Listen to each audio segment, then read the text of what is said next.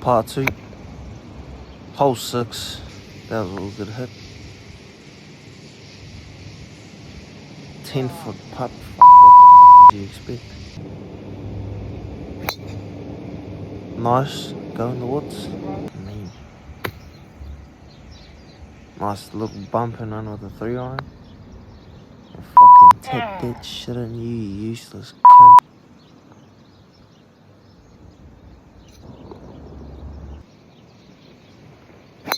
Hole 8, par 4. Somehow I shot 6. Nice chip onto the green.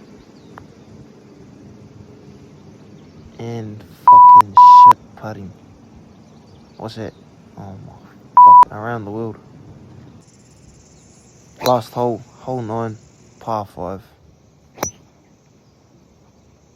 I shot a fucking double bogey. What the fuck? Somehow I'm in the woods every hole. And what's this fucking absolute horrific putting?